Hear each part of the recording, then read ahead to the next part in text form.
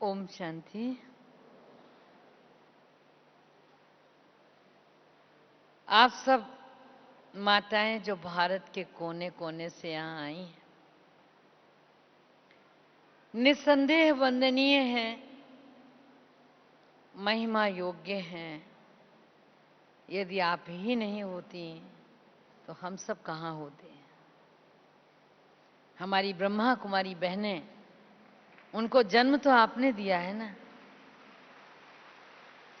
न जाने कितनी माताएं यहाँ ऐसी होंगी सभा में जिनकी एक एक दो दो बेटियां भगवान शिव पर बलिहार गई होंगी, समर्पित कर दिया होगा जिगर के टुकड़ों को उन्होंने।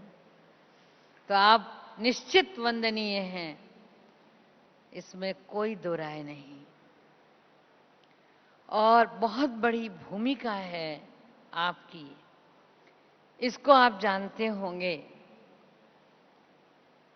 कि कितनी बड़ी भूमिका इस ईश्वरीय विश्वविद्यालय के तत्वाधान में आपकी है। हमारे पूर्व वक्ताओं ने आपका ध्यान अपनी क्लासों में खिंचवाया है कि आपकी महिमा, आपके बोल, आपके भाव, आपके कर्म नई पीढ़ी के लिए आदर्श बनते हैं। तब नई पीढ़ी में ये जज्बा पैदा होता है कि चलें हम बाबा के बन जाएं। मुझे याद आता है कि बाबा से किसी ने साकार में पूछा था कि बाबा आपका यज्ञ कैसे चलता है? तो बाबा ने कहा, मेरे यज्ञ को चलाने के निमित्त माताएं हैं। उसको विश्वास नहीं हुआ तो बाबा ने दूसरे दिन मुरली के समय उसको कहा, जाओ बच्चे। बाबा समझ गया, जानी जानन हार था। बाबा ने समझा कि इसको नहीं यकीन आया है, तो दूसरे दिन क्लास के समय बाबा ने कहा कि जाओ बच्चे भंडारे में देख के आओ। और जब वो भंडारे में माता गई, भाई गया देखने कि क्या हो रहा है, तो वहां एक बुजुर्ग माता बड़े छुपा छुपा के पोटली पोटली में कुछ सामान लिए हुए थी। एक एक भंडारे के डब्बों का ढक्कन खोलती थी, देखती थी इसमें क्या है, उसकी लाई हुई चीज जैसा ही कुछ है कि नहीं, और अगर होता था तो एक पोटली खोल के उसमें पलट देती थी। समय भी उस माता ने चुना जिस समय क्लास हो रही थी, कोई देखे नहीं, कोई जाने नहीं मैं क्या लाई हूं। और धीरे धीरे करके उसने वो जो छोटी छोटी पोटलियां थी सारी खोल के अलग अलग डिब्बों में डाली। वो भाई दूर से देखता रहा, लौट के आया, आंखों से आंसू बह रहे थे, बाबा के आगे बैठ गया संदली के पास कि बाबा मुझे माफ कर दो। तो बाबा मुस्कुराया, बोला बच्चे क्या हुआ? कहा नहीं बाबा, मुझे माफ कर दो। मैंने उस सर्वशक्तिवान के, उस जानी जानन हार के, उस त्रिकालदर्शी की बात पर शक किया, मुझे क्षमा कर दो। मैंने जान लिया कि माताएं कैसे यज्ञ को पालती हैं। तो यह कहानी इसी मधुबन अपने पांडव भवन की है, कहीं और की नहीं। और ये अनुभव हमारे सेंटर इंचार्ज बहनों को भी बहुत अच्छी तरह होगा, बहुत अच्छी तरह होगा कि जिन माताओं ने करना सीखा, कराना सीखा, तभी ये ईश्वरीय विश्वविद्यालय के केंद्र दिन दूनी रात चौगनी प्रगति के साथ बढ़ रहे हैं। वो आप हैं जो नई पीढ़ी को तैयार करते हैं, नए पौधों को तैयार करते हैं।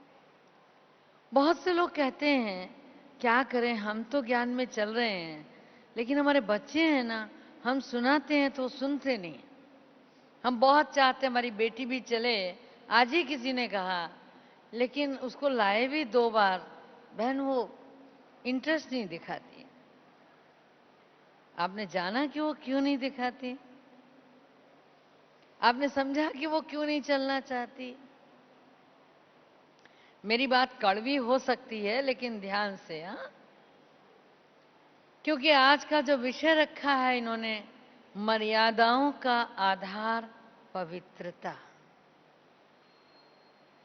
कहीं तो कमी रह जाती है। पवित्रता बहुत छोटा सा शब्द है, लेकिन इसका विस्तार बहुत है, बहुत है। केवल ब्रह्मचर्य का पालन करना और पवित्रता की घोषणा करना, ये कोई बड़ी बात नहीं है, ना कोई बड़ा काम है। आप सब यहां जितने बैठे हो, वो सब पवित्र आत्माएं हो।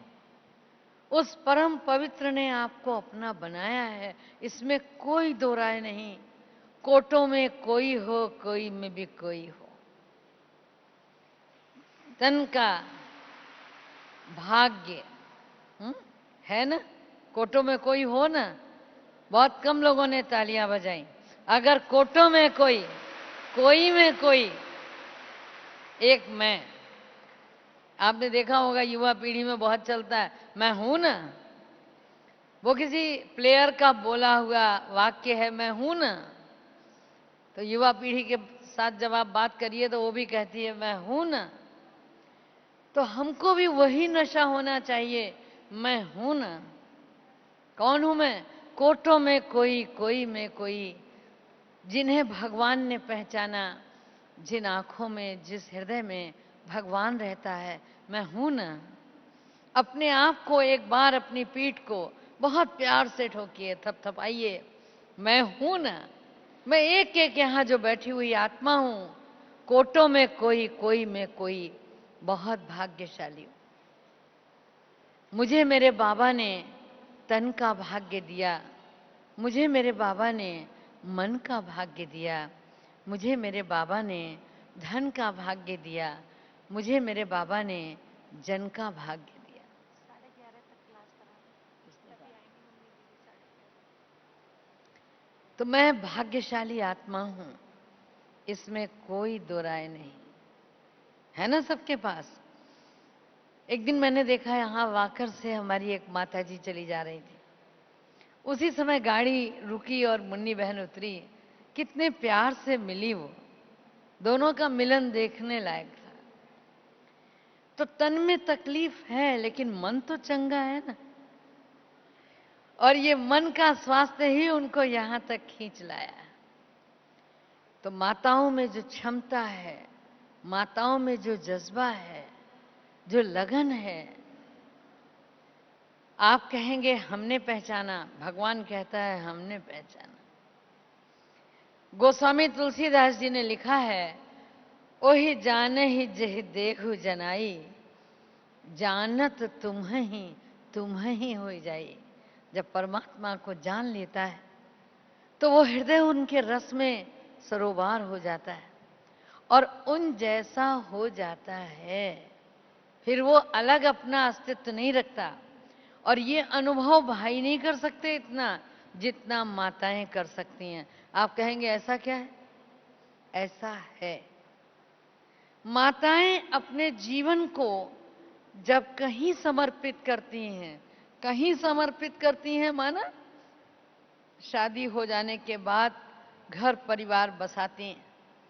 आप देखेंगे अपना सरनेम भूल जाती हैं, जो उस घर का सरनेम है उसी को यूज करती हैं। उस परिवार की संस्कृति और संस्कारों को यूज करती हैं और हर समय वही वही वही सब कुछ रहता है। घर के अन्य सदस्यों को किस समय क्या चाहिए, अपना खाना भूल जाती हैं, अपना सोना भूल जाती हैं, अपना जीना भूल जाती हैं। वो सब कुछ समर्पित हो जाती हैं उस परिवार के लिए जहां आती हैं। तो जब वही माताएं भगवान पर बलिहार जाती हैं तो कितना ना अतीन्द्रिय सुख का अनुभव करती होंगी। इसमें कोई शक है क्या? बाबा भी कहता है, अगर मेरा पूछना हो कुछ तो गोपी वल्लभ की गोपियों से पूछो, इन माताओं से पूछो, वो कौन सा रस है जो भगवान की याद में मिलता है। लेकिन जैसा कि विषय है कि कायदे में फायदा है, हाँ, ईश्वरीय मर्यादाओं में रहेंगे तभी उस रस का अनुभव कर सकेंगे। मैंने कहा ना कि पवित्रता बहुत छोटा सा शब्द है, ब्रह्मचर्य बहुत छोटी सी परिभाषा है उस पवित्रता की, लेकिन वास्तव में जब हम इस पवित्रता के पृष्ठों को खोलते हैं, एक एक पन्ना पलटते चलिए, तो उसमें कितनी मर्यादाएं समाई हुई हैं, जरा सोचिए। पहली चीज, पवित्रता के साथ हम दृष्टि को जोड़ें। सबसे पहली चीज, हमारे अंदर दृष्टि की पावनता हो।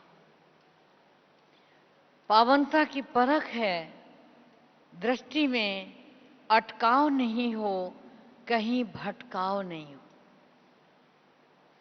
ना तो ये निगाहें किसी को देखकर अटक जाएं और ना ये निगाहें भटक जाएं। अगर निगाहें भटकती हैं तो अर्जुन की तरह चिड़िया की आंख का भेदन नहीं होगा। हम सब पुरुषार्थी हैं, हम सब अर्जन करने वाले हैं, हम सब अर्जुन हैं। आप देखें कि आपकी आंखें कहीं अटकती तो नहीं। पहली चीज, आंखें जब अटकती हैं तो या तो कोई दैहिक सौंदर्य हो, आंखें जब अटकती हैं कहीं कोई बहुत आकर्षक वस्तु हो, आंखें जब भटकती हैं, क्या कहा जाए? आप ज्यादा समझदार हैं, मुझे कहते शोभा नहीं देता, लेकिन हमारे जो नेत्र हैं, दृष्टि है, वो अटकनी और भटकनी नहीं चाहिए। मां दुर्गा की आंखों को आप देखो, कितने विशाल नेत्र, सीधे स्पष्ट खुले रहते हैं। ऐसी निर्मल दृष्टि हो और उसके साथ साथ भयभीत कराने वाली नहीं हो, कल्याणकारी हो। उस जगत नियंता ने, मीठे बाबा ने हमें एक सम्मान दिया है कि तुम बच्चे मेरे नैनों के नूर हो। हम भगवान के नैनों के नूर हैं। कितना बड़ा भाग्य हमारा, कितना बड़ा भाग्य, कितनी खुशी होती है। भगवान हमारी आंखों से देख रहा है। लेकिन जानते हैं भगवान की दृष्टि कैसी है? अटकने भटकने वाली तो नहीं है ना। दूसरी बात, भगवान की दृष्टि में बेहद का क्षमा भाव है। वो बेहद का रहम दिल है, बेशुमार दरिया है। और मेरी बात को अगर आप चाहते हो परखना, तो यूं परख लीजिए कि न जाने हम में कितने अवगुण थे, न जाने कितने देहभान की मिट्टी थी। क्या भगवान ने देखी? उठा लिया हमको और गले से लगा लिया। तो कितना क्षमा भाव था। उसने नहीं कहा कि अरे तुम भगवान के गले लगने योग्य हो, तुम्हारी औकात क्या है, कितने गंदे हो, कितने विकार हैं। हमने अपने मुंह से कहा है। यहां जितने बैठे हैं जिन्होंने भक्ति की होगी, कुछ नहीं तो आरती की होगी, और आरती करते समय कहा होगा तुम पूर्ण परमात्मा, तुम अंतर्यामी। कहा है ना? उसी लाइन में कहा है मैं मूर्ख खलकामी। कहा है मैं इस योग्य नहीं हूं कि तुम्हें वर्ण कर सकूं। लेकिन उसी भगवान ने प्यार से क्षमा करके हमें कैसे गले से लगा लिया। तो अगर हम भगवान के नैनों का नूर बनना चाहते हैं, तो मेरी माताओं अपने आप से एक बार पूछो कि वो क्षमा भाव, वो रहम का दरिया हमारे अपने अंदर बहता है? बहता है? आज सबने योग की भट्टी की। किस किसने योग की भट्टी की रात में? हाथ उठाना जरा। किस किसने रात में भट्टी की थी? Very good. इतने सारे लोगों ने भट्टी की। योग लगा था? योग लगा था? योग तभी लगता है जब किसी के प्रति कोई कुभाव नहीं होता। जब हम ये कहते हैं, कभी कभी हमारा योग बहुत अच्छा लगता है और कभी कभी तो अरे क्या करें, बैठते तो हैं बहन मगर लगता नहीं। क्यों नहीं लगता? कारण क्या है?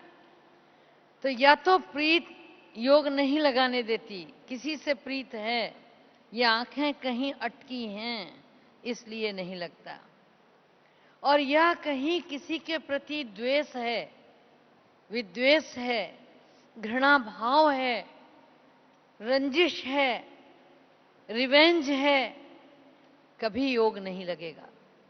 जब जब बैठेंगे तो वो व्यक्ति, वो चेहरा सामने आएगा और लगेगा कि इसका पहले अकल्याण हो, इसका पहले बुरा हो, उसके बाद।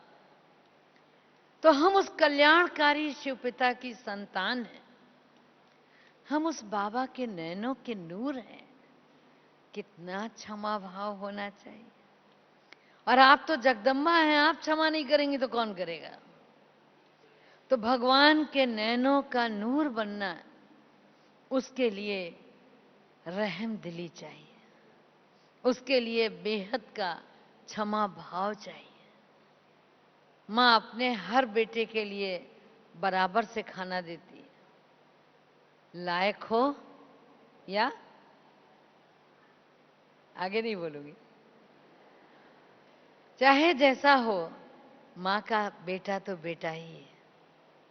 भगवान भी हम बच्चों को बराबर से परसता है। मुझे याद आती है मनोहर दादी, बहुत अच्छी क्लास हम टीचर्स बहनों की कराती थी। तो वो एक बात कहा करती थी कि माना कि तुम पवित्रता का स्रोत हो, माना कि तुम्हारी दृष्टि बहुत पवित्र है, लेकिन किसी की बुद्धि अगर तुम में अटकती है तो ये भी तुम्हारा दोष है। तो उस समय बच्चे थे तो लगा करता था दादी क्या बोलती है, अरे हमारी तो दृष्टि पवित्र है ना, किसी की क्यों अटकती है, हम उसके जिम्मेवार नहीं। ऐसा आता है ना मन में, आप भी कहोगे हम जिम्मेवार थोड़ी हैं, अब किसी की दृष्टि हम में अटक जाए हम क्या जाने। लेकिन नहीं, इसके पीछे बहुत बड़ा राज है। दृष्टि के पीछे हमारी वृत्ति काम करती। दृष्टि की पावनता ही नहीं, वृत्ति की पावनता भी होनी चाहिए।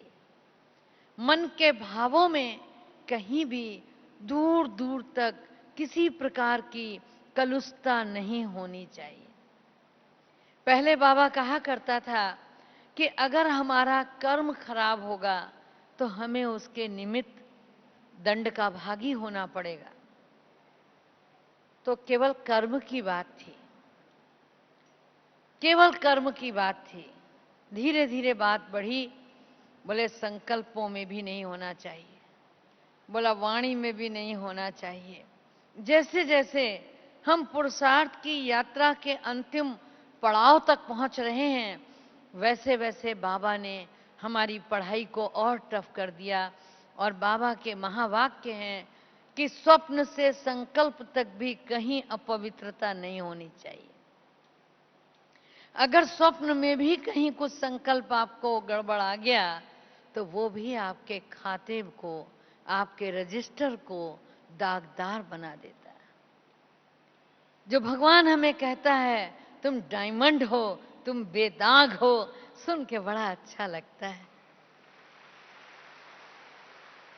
हम कितने बेदाग हैं, इसके लिए हमें खुद के आईने में झांकना होगा, खुद जरा गर्दन झुकानी होगी और देखना होगा कि हम बेदाग हैं। आप ये मत कहना कि मैं कोई आप पर दाग लगा रही हूं, लेकिन लेकिन लेकिन है। क्यों है? मैं आपको एक छोटी सी कहानी सुनाती हूं कि लेकिन लेकिन क्यों है। जब पूरा महाभारत हो गया था तो पांडवों ने श्री कृष्ण से यह कहा कि हमको कहीं घुमाने ले चलो ना, इतने दिन से लगातार युद्ध युद्ध युद्ध। तो उन्होंने कहा मैं घुमाने ले चलता हूं, लेकिन एक शर्त है। बोला क्या? बोला उस गार्डन में कुछ छूने का नहीं, हाँ, कुछ नहीं छूना, और जब मेरे साथ चलना तो पीछे पलट के मत देखना। चलो ले चलता हूं। तो जब वो लेके चले तो निश्चित है कि पांचों पांडवों के साथ आप जैसी एक माता भी थी ना, क्या नाम था? द्रौपदी, सब जानते हैं ना। तो द्रौपदी पीछे पीछे थी, मार्ग लंबा था और थोड़े कंटक, थोड़े कांटे, थोड़ा ककरीला पथरीला रास्ता। तो द्रौपदी की पायल की आवाज धीमी पड़ जाती थी, पांडवों से दूर रह जाती थी, क्योंकि भाइयों की चाल तो जरा तेज होती है। तो कभी नकुल पीछे मुड़ के देख लेते थे, तो कभी सहदेव पीछे मुड़ के देख लेते थे। चैन नहीं पड़ता था, द्रौपदी आ रही है कि नहीं आ रही है। एक बार भैया भीम ने भी पीछे मुड़ के देखा, आ रही है कि नहीं आ रही है। जब ज्यादा तकलीफ होने लगी तो द्रौपदी वहां से लौट गई। ये लोग पहुंचे तो बहुत मनोहारी बगीचे में ले गए थे, बहुत अच्छे फल लगे थे। देखते ही भैया भीम को भूख लगाई और उन्होंने इधर देखा ना उधर देखा, तर से एक फल तोड़ लिया। जब तोड़ लिया तो युधिष्ठिर ने मना किया, कहा मना किया था ना, कुछ छूना नहीं, क्या किया तुमने? अब चुप। बोले क्या करें? अर्जुन को कहा भैया आप तो बहुत अच्छे तीरंदाज हो, इस तीर से इसको जोड़ दो ना पेड़ में। अर्जुन जोड़े तो भला जुड़ता था, वो नहीं जुड़ा। तो युधिष्ठिर से उन्होंने हाथ जोड़ा, बोला भैया आपने तो सदैव धर्म का पालन किया। बोले मैं कुछ नहीं कर सकता, बहुत ज्यादा धर्म का आचरण करते थे। बोले मैं कुछ नहीं कर सकता, अब जाओ कृष्ण जी के पास जाओ।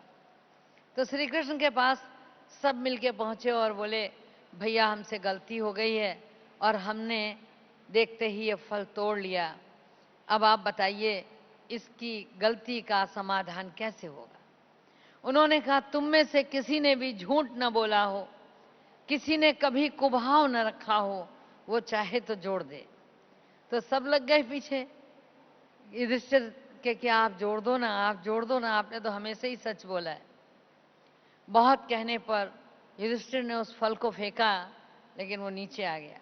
क्यों? उन्होंने भी एक बार झूठ बोला था, याद है ना, अश्वत्थामा गतः। तो वो बात वहीं रुक गई। बोले फिर अर्जुन से हुआ नहीं, उनसे हुआ नहीं, भीम से हुआ नहीं, नकुल सहदेव पहले ही पीछे हट गए, क्या करें। बहुत सर लगाया उन्होंने, दिमाग लगाया। बोले अच्छा अपने बीच में द्रौपदी है ना, कभी झूठ नहीं बोली। बोला उसको ले आते। द्रौपदी को लाए और लाने के बाद द्रौपदी को बोला कि तुम फेंको, लग जाएगा। तो द्रौपदी ने जब फेंका, एक तरीके की परीक्षा थी, वो नहीं लगा, वापस आ गया। अब तो द्रौपदी ने रोना शुरू किया, माताओं का सबसे बड़ा हथियार है। अब उन्होंने रोना शुरू किया, जो रोना शुरू किया तो सब ले गए कृष्ण के पास। बोला क्या हुआ, देखो किसी से नहीं लगा और द्रौपदी से भी नहीं लगा। तो द्रौपदी रो रो के पूछ रही थी कि भैया आज मेरी पांचों पांडवों के आगे लाज चली गई। अरे मैंने कभी कुछ नहीं बोला, कभी झूठ नहीं बोला, मेरे से फल क्यों नहीं लगा, क्यों नहीं लगा? रोती जाए और बोलती जाए, क्यों नहीं लगा? तो मुस्कुरा दिए, बोले बता दूं। वो भाई बहन का भाव जो जागृत हुआ तो हंस के बोले बता दूं, मंजूर बता दूं? तो द्रौपदी ने कहा बता दो, बता ही दो। भाई जानने की उत्सुकता तो होती है ना, प्रत्यक्षतः कभी भी द्रौपदी ने झूठ नहीं बोला था। तो उन्होंने उसका जो उत्तर बताया आप सबको बता रही हूं कि दृष्टि की पावनता, वृत्ति की पावनता किसे कहते हैं।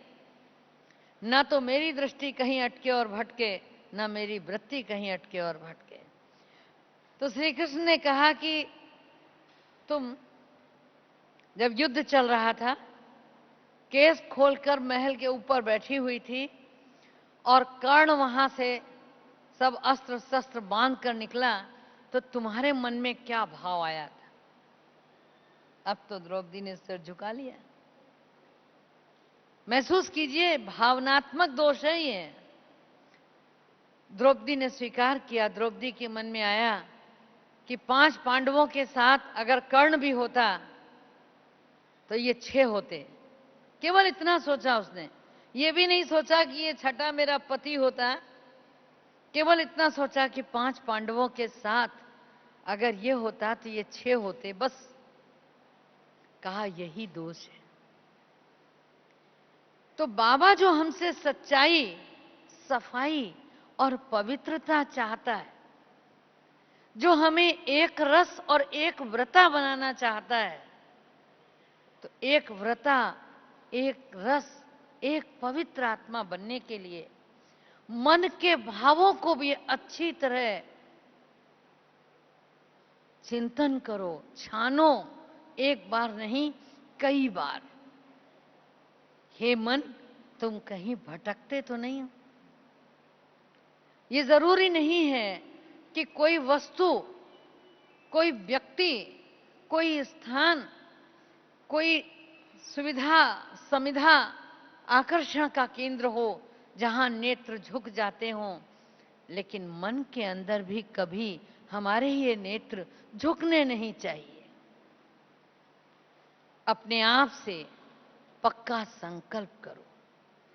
एक बात और कहना चाहूंगी साथ में, जितने भी ब्रह्मा कुमार कुमारियां हैं, वो चाहे भले अधर कुमारी हो, बाबा ने हमको एक परिधान दिया, ये श्वेत परिधान, पवित्रता का परिचायक है। इसके साथ जो वस्त्र दिए हैं, ऐसे दिए हैं कि कहीं से जिस्म का कोई हिस्सा दिखाई न दे। माताओं को भी दिया है। दादी चंद्रमणि याद आती है। चंद्रमणि दादी जी हमेशा कहते थे माताओं बहनों को कि तुम्हें किसने छुट्टी दी है, हाँ, क्यों खोल के घूमते हो? विचार करो आप कहोगे हम तो सब देखो सफेद पहने, हॉल में आगे से पीछे तक श्वेत हंसों की पंक्ति है, कोई दो राय नहीं। लेकिन क्या हमने संपूर्ण परिधान पहना? अच्छा, पहना नहीं तो पहनाया। जब हम पहनेंगे नहीं तो पहनाएंगे कैसे? हमारी बेटियां, मैं तो आज बहुत अच्छे श्रोता की तरह अपने बड़े भाई जी को सुनना चाहती थी कि हमारी बेटियां, जिनको लेकर आज सारा समाज, सारा संसार चिंतित है, किस तरह का परिधान पहनती हैं। पहनाने वाला कौन? अगर आप सब संकल्प कर लें कि हमें ऐसे कपड़े नहीं पहनाने, फिर देखिए, मैं हमेशा पूछती हूं, आप संकल्प केवल कर लें। जो कहीं भी अंगों की प्रदर्शनी लगाए बैठे हैं, वो चाहे स्लो लाइट पर्दे पर लगाए बैठे हों, चाहे पिक्चर में लगाए बैठे हों, चाहे टीवी में लगाए बैठे हों, उन्हें उसका पैसा मिलता है। अरे हमें क्या मिलता है? वो भारत की नारी जो लज्जा की देवी कहलाती थी, जिसकी पवित्रता का गायन है, तो ना हमारी दृष्टि अटके और भटके और ना किसी अन्य की अटके और भटके, तो हम अपनी आगे आने वाली पीढ़ी को भी वो संस्कार दें जो शुचिता के साथ उसके अंदर भी पावनता को जागृत कर दे। लेकिन उसके लिए हमें संयमित रहना होगा। पवित्रता केवल ब्रह्मचर्य नहीं, पवित्रता वाणी में, पवित्रता कर्म में, पवित्रता हमारे आंखों में, हर जगह दिखाई देनी चाहिए। अगर हमारे मन में किसी भी चीज का आकर्षण कहीं घर करता है तो हमारी पावनता को दाग लगाता है। जब हम सत्य, अहिंसा, आस्ते और अपरिग्रह का पाठ पढ़ते हैं, हमें हमारे बाबा ने भी पढ़ाया है। हम ये नहीं कहेंगे कि केवल महात्मा बुद्ध ने कहा, हम ये नहीं कहेंगे कि केवल महावीर स्वामी ने कहा, सबसे बड़ा महावीर हमारा बाबा है और उसने भी हमें अपरिग्रह का पाठ पढ़ाया है।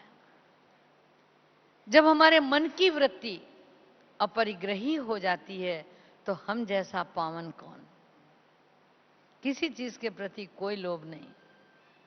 अगर कोई कहे कि वहां चलो, वहां 56 प्रकार का भोग लगता है, बोले अरे क्या बात करते हो, स्वर्ग में हमको लगा था, आगे भी लगेगा और संगम पर भी हमारे यहां लगता है। तो बाहर के भोग खींचते नहीं। कोई 5 स्टार की बात करे तो कहेंगे हमारे मधुबन में देखो क्या नहीं है। क्या बात करते हो तुम 5 स्टार की, हमारा मधुबन देखो 7 स्टार है। तो जो चीजें हैं, क्या रखा है उस दुनिया में। एक बार महात्मा बुद्ध के सामने ही एक युगल गए, गृहस्थी थे, बड़े अच्छे बड़े नामी गिरामी थे। उन्होंने कहा मैंने जीवन में सब कुछ किया लेकिन प्रभु मुझे शांति नहीं। जैसे यहां भी आके कहते हैं ना दादियों से, ये नहीं होता वो नहीं होता, ये तो किया हमने, हमारा अन्न शुद्ध है, हम ब्रह्मचर्य का पालन करते हैं, हमने दैवी गुण भी धारण किए हैं, हम क्लास भी रोज करते हैं, तो बोले हमारी शांति नहीं। उन्होंने पूछा सत्य का पालन करते हो? कहा जी। अहिंसा का पालन करते हो? बोला जी। तो उसके बाद उन्होंने पूछा अस्ते? बोला जी। बोला अपरिग्रह? यहां थोड़े अटक गए, बोले वो नहीं करता। बोले कल से करना शुरू कर दो, ये सिद्धांत बदल दो, थोड़ा है थोड़े की जरूरत है, बस जितना है उतना ही काफी है।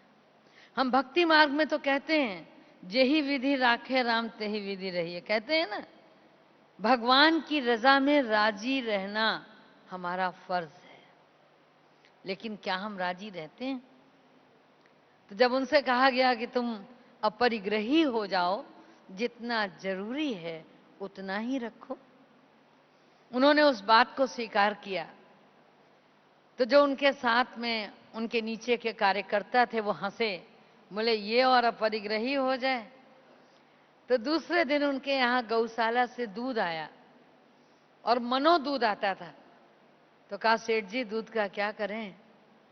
बोला जितना घर में आवश्यक हो दे दो, बाकी आश्रमों में बांट आओ। तो लोगों को बड़ा आश्चर्य लगा, ये तो बड़ा बदल गया है। बोला सब बांटने को बोला है। फिर दूसरे दिन आया, बोला फल बहुत आया है, बोले मंदिरों में दे आओ, जितना जरूरी हो उतना घर में दे दो। फिर पूछा गया, बोला चलो ये तो कोई बात नहीं, अब आगे देखते हैं, रोकड़ा आएगा तब क्या करेंगे। चौथे दिन पैसा आया ब्याज का, मुनीम जी आए, बोले सेठ जी रोकड़ा आया है क्या करें? तो सेठ जी मुस्कुराए, बोले ऐसा है जितना मूल है वो जमा कर दो और जितना ब्याज है, जिस मंदिर की सीढ़ी टूटी हो उसकी सीढ़ी ठीक करवा दो, जिसके कलश टूटे हों वहां जाकर कलश बदलवा दो। तो दुनिया में सेठ जी की बड़ी ख्याति हो गई और जैसे जैसे दुआएं मिलनी शुरू हुई, सेठ जी को शांति मिलनी शुरू हुई। तो हमारे भावनाओं में जितनी पवित्रता आती चली जाएगी, जो प्रभु ने दिया है हम उसके शुक्रगुजार हैं, हमें और नहीं चाहिए। ये नहीं थोड़ा है थोड़े की जरूरत है और ले आओ, ऐसा नहीं। जो है जितना उस ऊपर वाले ने दिया है बहुत पर्याप्त है। तो जब ये संतोष का धन हमारे पास आ जाता है, ये ब्राह्मणों की मर्यादा है, आज से नहीं है, बहुत प्राचीन काल से। जिनको आप कलयुग का ब्राह्मण कहते हो, जिनको आप द्वापर का ब्राह्मण कहते हो, उन्होंने भी आटा घोल के पिलाया है, लेकिन मांगने नहीं गए कहीं। तो विचार करके देखो कि हम संगम युगी सर्वश्रेष्ठ ब्राह्मण हैं, डबल ब्राह्मण हैं। भगवान हमें कितनी ऊंची नजरों से देखता है। तो हमारी दृष्टि में कहीं भी परिग्रह माना संचय नहीं होना चाहिए।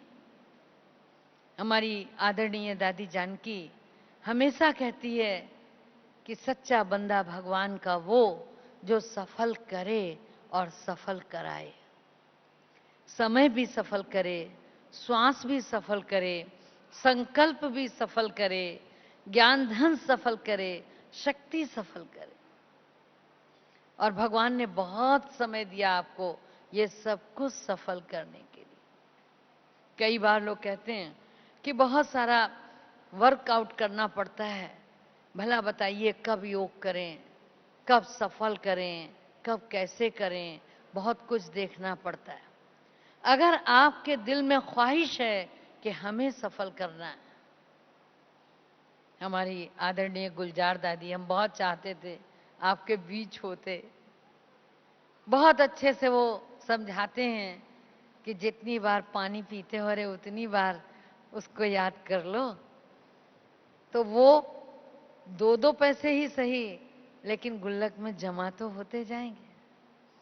बच्चे को आप गुल्लक पकड़ाते हो तो जितना जेब खर्च देते हो उसमें से डालता जाता है, एक दिन बहुत सारा संग्रह कर लेता है। तो बच्चे से ही सबक ले लो, उतना उतना। दिन भर में 12 घंटे में अगर 12 बार हमने जलपान किया, अगर हमने 4 बार भोजन खाया, अगर हमने 2 बार अल्पाहार किया, उतनी बार भी अगर बाबा को, प्यारे को याद किया तो क्या होगा? हमारा जमा होता जाएगा। तो हमको जमा करने के, सफल करने के अनेक बहाने हैं। और ये संगम युग है जब हम कर सकते हैं, ना इसके पहले ना इसके बाद। न कभी हुआ है सफल और ना आगे होगा, ना आगे होगा, ये बात ध्यान रखना। किसी की दबी रहे धूल में, किसी की राजा खाए, बाबा कहता है ना। बाबा के इन महावाक्यों को सुनते हुए भी हम बहुत बार ऊपर से निकल जाने देते हैं। ये सोचने लग जाते हैं कि अरे सब कुछ हम यज्ञ में ही दे देंगे, हमारा क्या होगा। मीरा ने कभी सोचा, हमारे ब्रह्मा बाबा ने कभी सोचा? एक झटके से कुर्बान हो गया। ये नहीं सोचा कि ये जो जवाहरात का बिजनेस है, ठीक है समेट लूंगा, ठीक है भगवान का कार्य करना है, अरे कुछ तो आई बेल के लिए रख लूं। बाबा ने सोचा कभी? क्यों नहीं हमारा नंबर 111 में आ सकता है? खुली छुट्टी है भगवान की, दौड़ो। बाबा कहते हैं ना, रेस है, दौड़ो। अभी फिक्स नहीं हुआ माला का मड़का, अभी माला फिक्स नहीं, मड़के फिक्स हो गए, माला में पिरोना बाकी है। अभी भी पुरुषार्थ कर सकते हो, लेकिन कब? जब इतने सालीग्राम बन गए हो, जब इतने गोल, इतने चिकने बन गए हो, माना कोई भी संस्कार आड़ा तिरछा ना हो। मड़का माने एकदम गोल, मड़का माने ट्रांसपेरेंट। हम हनुमान नहीं बन सकते, मगर हमारा हृदय भगवान पर इस तरह कुर्बान हो कि जब चाहे तब खोल लो, बाबा ही नजर आए। है ऐसा? अगर बाबा हमसे कहे, हम हृदय को खोलकर दिखाएं। हमारी आदरणीय दादी जानकी जी श्वासों श्वास ये बात कहती हैं कि जब भी खोला जाए तो मेरे हृदय में बाबा बाबा बाबा बाबा निकले। विचार करने वाली बात है कि हम सबको भी उस जगत नियंता पर कुर्बान जाने का वो मौका मिला है। क्या हमने अपने हृदय को इतना मजबूत बनाया है? विचार करना अपने हृदय के भावों को। तो जैसे जैसे ये जो आवाज हो रही है, मैंने अभी अभी बताया ना, अपरिग्रह चाहिए। जो हमारे हिस्से में है वो हमें मिलना ही है, वो कहीं नहीं जाएगा। लेकिन जो आवाज के साथ खड़े हो गए हैं, कम होने वाला नहीं है भगवान के दरबार में। यही चेक कर लीजिए, कुछ कम होने वाला नहीं है। जो सौगातें मिलनी है वो मिलनी ही है। बस फर्क इतना है कि विधि और विधान से मिलनी है, कहीं आगे तो कहीं पीछे। तो अपने आप का चिंतन, अपने आप का मनन, कि हम कितना भगवान की बताई श्रीमत को अपने जीवन में लेकर चल रहे हैं। भगवान ने हमको हजारों सम्मान दिए हैं, हम एक भी सम्मान को सम्मान देते हुए अपने पुरुषार्थ की गति को बढ़ा सकते हैं।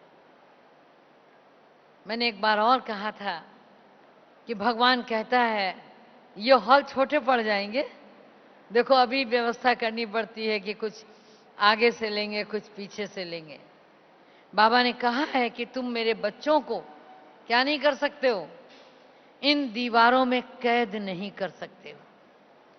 इनके लिए आसमान, खुली छत होगी, पृथ्वी इनका बिछौना होगी, और ये तकिए की जगह सूटकेस लगा के सो जाएंगे। वो भी दिन आएंगे।